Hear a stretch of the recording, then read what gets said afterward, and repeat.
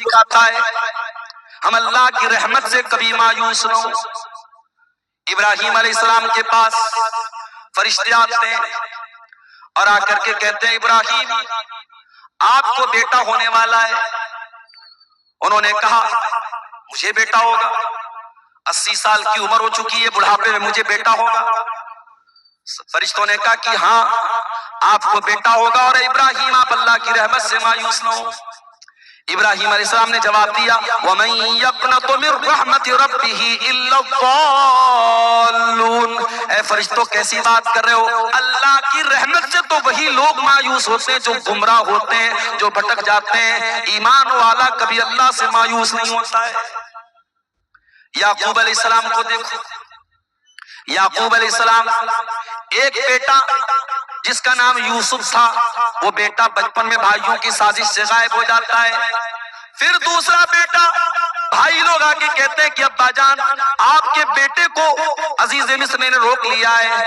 حضرت یعقوب علیہ السلام سمجھ جاتے ہیں کہ یہ بھی کوئی پلاننگ ہے، کہتے ہیں اذهبوا، اے میرے بچوں جاؤ، فتحسسوا من یوسف واخی، اور جا کر کے یوسف کو تلاش کرو اور یوسف کے بھائی کو تلاش کرو، ولا تیأسوا من روح اللہ، اور اللہ کی رحمت سے مایوس مت ہو، انہ لا ییأس من روح اللہ الا القوم الکافرون۔ فرمایا اللہ کی رحمت سے وہی لوگ مایوس ہوتے ہیں جو کافر ہوتے ہیں، مومن کبھی اللہ کی رحمت سے مایوس نہیں ہوتا۔ اسی لیے جو قرآن کا طریقہ ہے وہ اللہ کے عذاب کا ڈر بھی ہمارے دل میں ہونا چاہیے اور اللہ کی رحمت کی امید بھی ہمارے دل میں ہونی چاہیے۔ اسی لیے پانچوں ٹائم کی نماز میں جب ہم سورہ فاتحہ پڑھتے ہیں تو ہم اللہ تعالیٰ کے عذاب کو بھی یاد کرتے ہیں، اس کی رحمت کو بھی یاد کرتے ہیں۔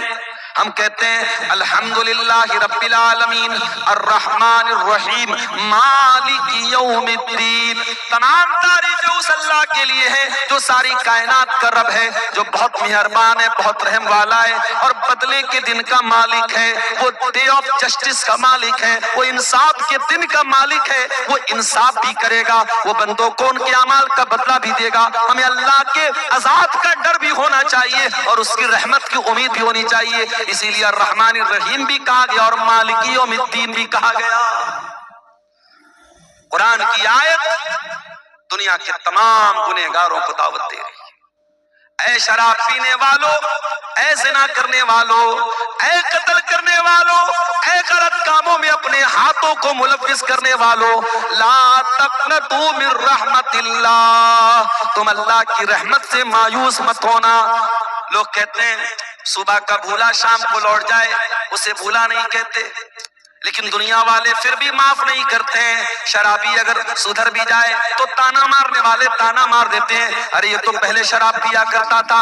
کوئی برا انسان نیک بن جائے، دنیا والے کبھی نہ کبھی تانا مار دیتے ہیں، ارے تمہارے پہلے کی زندگی کیا ہمیں معلوم نہیں ہے، تم پہلے کیسے تھے۔ اس کے ماضی کو یاد دلا دلا کر کے، اس کی پچھلی زندگی کو یاد دلا دلا کر کے لوگ تانا مارتے ہیں، مگر اے اللہ تو کیسا کریم ہے، تو کیسا رحیم ہے، تو کیا اعلان کر رہا ہے؟ فرمایا میرے بندو ان اللہ یغفر الذنوب جميعا، تم سچی توبہ تو کر لو، تم اللہ سے معافی تو مانگ لو، تم اللہ کے سامنے اپنے آنسوؤں کو بہا تو لو، تم اللہ کے سامنے گڑ گڑا تو لو، اللہ تمہارے تمام گناہوں کو معاف کرنے کو تیار ہے۔ اللہ ایک بار بھی پلٹ کے پچھلے گناہوں کا تم سے کوئی حساب و کتاب نہ لے گا، ایک بار پلٹ کر کے تمہاری پچھلی زندگی کا نام بھی نہ لے گا، اللہ سارے گناہوں کو معاف کر دے گا۔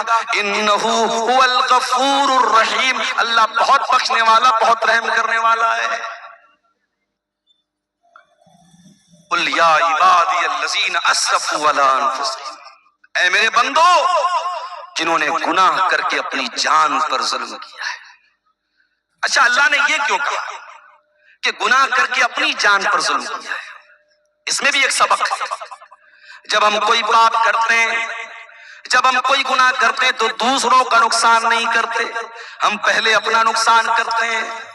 دنیا کا ہر گنہگار، دنیا کا ہر پاپی، دنیا کا ہر غلط کام کرنے والا سب سے پہلے اپنے آپ کو نقصان پہنچاتا ہے، گناہوں کا اثر اس کی اپنی زندگی پر بھی پڑتا ہے۔ آج زنا کرنے والے کیوں ایڈز کی بیماری کا شکار ہو رہے ہیں، آج شراب پینے والے کیوں کینسر کے مریض ہو رہے ہیں، آج تمباکو کھانے والے کیوں کینسر ہاسپٹلوں میں بھرے پڑے ہیں، آج نماز نہ پڑھنے والے کیوں اللہ کی رحمتوں سے دور ہیں؟ میرے پیارے ساتھیوں، جب آپ گناہ کریں گے، جب پاپ کریں گے، اس کا سب سے پہلا نقصان آپ کو خود سہنا پڑے گا۔ ہمارے باپ آدم، ہماری ماں حوا آرام سے جنت میں رہتے تھے، اللہ نے کھلی چھوٹ دی تھی، تمہیں جو کھانا ہے کھا لو، جو پینا ہے پی لو، آرام سے جنت میں رہو۔ وَلَا تَقْرَبَا هَذِهِ الشَّجَرَةَ فَتَكُونَا مِنَ الظَّالِمِينَ۔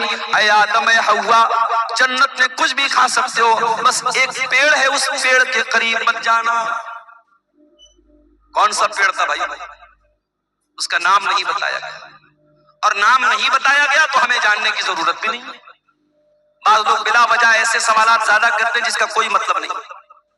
مولوی صاحب، وہ کون سا پیڑ تھا جو آدم علیہ السلام کو اللہ تعالیٰ نے کھانے سے منع کیا؟ آپ کو کیا کرنا بھیا، کھانا ہے آپ کیوں پوچھتے؟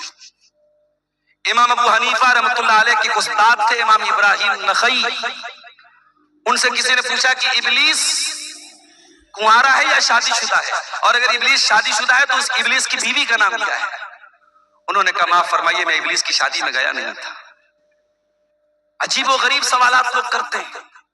ایک آدمی بیڑی پی رہا ہے، سگریٹ پی رہا ہے، اور مجھ سے آگے پوچھ رہا ہے مولوی صاحب وہ حابیل قابیل میں جو جھگڑا ہوا تھا جس لڑکی کی وجہ سے، اس لڑکی کا نام کیا تھا؟ میں نے کہا آپ کو رشتہ بھیجنا ہے اس کے۔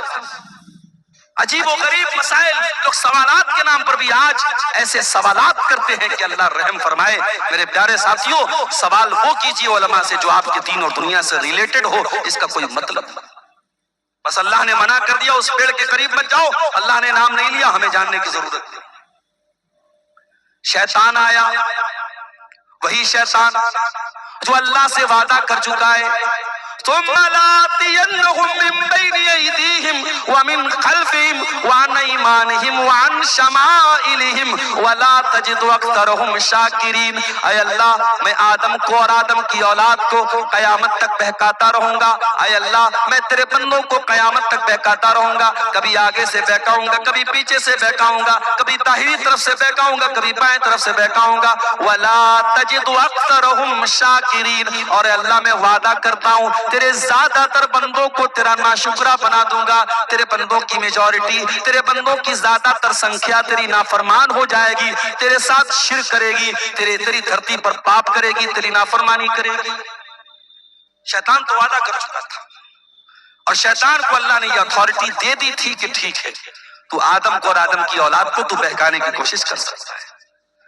شیطان آیا اور اس نے کہا اے آدم، اے حوا، الا ادلکم علی شجرۃ الخلد۔ اے آدم، یہ پیڑ جس کے قریب جانے سے اللہ نے منع کیا ہے، یہ پیڑ کوئی معمولی پیڑ نہیں ہے، یہ امرت کا پیڑ ہے، یہ ہمیشہ ہمیش تمہیں زندگی دے گا، اس پیڑ کا پھل تم کھا لو گے تو ہمیشہ ہمیش رہو گے۔ اچھا، ایک بات یہ پتہ چلی کہ انسان کی جو نیچرل خواہش ہوتی ہے کہ عمر لمبی مل جائے، یہ انسان کی جو نیچرل خواہش ہے یہ آدم علیہ السلام کے اندر بھی تھی۔ شیطان نے حضرت آدم کو بہکانے کے لیے راستہ کون سا اپنایا، ہتھیار کون سا چنا؟ کہا کہ اے آدم، یہ پیڑ ایسا ہے، امرت کا پیڑ ہے، اس کو کھا لو گے کبھی موت نہیں آئے گی۔ تو لمبی زندگی کی جو طلب ہوتی ہے وہ آدم کے اندر بھی تھی۔ کہا اے آدم، اس پیڑ کو کھا لو تم ہمیشہ ہمیش رہو گے۔ لیکن شیطان کو یہ بھی پتا تھا آدم اتنی جلدی میری بات نہیں مانیں گے۔ وَقَاسَمَهُمَا إِنِّي لَكُمَا لَمِنَ النَّاصِحِينَ۔ شیطان نے قسم کھا کے کہا اے آدم، میں اللہ کی قسم کھا کے کہتا ہوں میں تمہاری خیر خواہی چاہتا ہوں۔ پتہ یہ چلا اللہ والوں کو اللہ کے نام پہ آسانی سے بیوقوف بنایا جا سکتا ہے۔ جو اللہ کو ماننے والا ہو اس کے سامنے اللہ کی قسم کھا لو وہ بات مان لے گا، وہ اقرار کر لے گا۔ شیطان نے اللہ کی قسم کھا کے کہا اے آدم، اے حوا، میں تمہارا بہت بڑا خیر خواہ ہوں، بہت بڑا تمہارا بھلائی چاہنے والا ہوں۔ قرآن کہتا ہے فَدَلَّاهُمَا بِغُرُورٍ۔ شیطان نے ہمارے باپ آدم کو، ہماری ماں حوا کو اپنے شیشے میں اتار لیا، ان سے وہ پاپ کروا دیا، ان سے وہ غلطی ہو گئی اور انہوں نے وہ پیڑ کا پھل کھا لیا۔ فَلَمَّا ذَاقَ الشَّجَرَةَ، اور جب دونوں نے اس پیڑ کو صرف چکھ لیا، کھایا بھی نہیں تھا، صرف چکھا تھا، ہائے ہائے کھایا بھی نہیں، اللہ نے اکلا نہیں کہا، اللہ نے ذائقہ کہا، یعنی آدم اور حوا نے بس اس پیڑ کو ذرا سا ٹیسٹ کیا تھا۔ ارے کھایا ہوتا تو کیا اثر ہوتا، صرف ٹیسٹ کیا تھا، صرف ذرا سا منہ میں ڈالا تھا۔ فَلَمَّا ذَاقَا الشَّجَرَةَ بَدَتْ لَهُمَا سَوْآتُهُمَا، جیسے ہی اس پیڑ کے پھل کو انہوں نے سواد لے لیا، اس کا ٹیسٹ لے لیا، اس کو منہ میں ڈال لیا، دونوں کی شرمگاہیں کھل گئیں، دونوں کے بدن کے کپڑے اتر گئے۔ اللہ کی نافرمانی کی پہلی سزا کیا ملی؟ ننگے ہو گئے۔ جنت میں ریشم کے کپڑے پہنتے تھے، بہترین کپڑے پہنتے تھے، آدم کا کپڑا بھی اتر گیا، حوا کا کپڑا بھی اتر گیا۔ اچھا جب دونوں ننگے ہو گئے تو پہلی چنتا کیا ہوئی کہ اپنی شرمگاہ کو کیسے ڈھانپا جائے۔ قرآن کہتا ہے بدت لہما سوآتہما واتفقا یقصفان علیہما من ورق الجنہ، اور آدم اور حوا دونوں جنت کے پتوں سے اپنی شرمگاہ کو ڈھانپنے لگے۔ انہیں ننگا رہنا پسند نہیں تھا، انہیں شرمگاہ کا کھلا رہنا پسند نہیں تھا۔ آج کتنے بدتمیز لوگ ہیں، کتنے بے غیرت لوگ ہیں، ننگے رہنے کو اور شرمگاہ کو دکھانے کو وہ بہت بڑی ترقی سمجھتے ہیں۔ آج کتنی لڑکیاں ہیں، کتنی عورتیں ہیں جو اپنے جسم کی نمائش کر کے انسٹاگرام پر پیسے کما رہی ہیں، کتنے بے غیرت شوہر ہیں جو اپنی بیوی کے جسم کی نمائش کر کے پیسے کما رہے ہیں۔ وہ لوگوں، یہ ننگا رہنا، یہ ننگا پن، یہ نیوڈیٹی، یہ ولگیرٹی، یہ عریانیت، یہ بیہودہ پن، یہ آدم کا طریقہ نہیں ہے، یہ حوا کا طریقہ نہیں ہے۔ آدم کا طریقہ تو اپنے آپ کو کور کرنا ہے، اپنے آپ کو چھپانا ہے۔ جو حقیقت میں آدم کی اولاد ہے، جو آدمی کہلانے کے لائق ہے، جو انسان کہلانے کے لائق ہے، وہ کبھی بھی ولگیرٹی کو پسند نہیں کرے گا، وہ نیوڈیٹی کو پسند نہیں کرے گا، وہ ننگے پن کو پسند نہیں کرے گا۔ ننگا پن یہ انسانیت کے خلاف ہے، یہ ہیومینٹی کے خلاف ہے، یہ آدم اور حوا کے طریقے کے خلاف ہے۔ دونوں جلدی سے اپنی شرمگاہ کو کور کرنے لگے ڈھانپ۔ دونوں کو احساس ہوا ہم نے بہت بڑی غلطی کر دی، ہم نے اللہ کی نافرمانی کر دی، ہمارے بدن کا کپڑا بھی اتر چکا ہے۔ دونوں نے اللہ کی بارگاہ میں ہاتھ اٹھایا اور کیا دعا کی، ذرا دعا کے الفاظ پہ غور کرو۔ فرمایا ربنا ظلمنا انفسنا وان لم تغفر لنا وترحمنا لنکونن من الخاسرین۔ پروردگار ہم سے یہ جو غلطی ہوئی ہے، ہم سے جو تیری نافرمانی ہوئی ہے، ہم نے شیطان کے جھانسے میں آ کے جو یہ کام کیا ہے، اے اللہ ہم نے کسی اور پر نقصان، کسی اور کا نقصان نہیں کیا ہے۔ ربنا ظلمنا انفسنا، اے اللہ یہ غلطی کر کے ہم نے اپنے نفس پر بہت بڑا ظلم کر لیا، بہت بڑا اتیاچار کر لیا۔ وَإِن لَّمْ تَغْفِرْ لَنَا، اور اگر تو نے ہم کو نہیں بخشا، وَتَرْحَمْنَا، اور تو نے ہم پر رحم نہیں کیا، لَنَكُونَنَّ مِنَ الْخَاسِرِينَ، تو ہم سے زیادہ خسارہ اٹھانے والا کوئی نہیں ہوگا۔ پتہ یہ چلا کہ جب ہم اور آپ گناہ کرتے ہیں تو اپنے نفس پر ظلم کرتے ہیں، اپنے آپ پر اتیاچار کرتے ہیں۔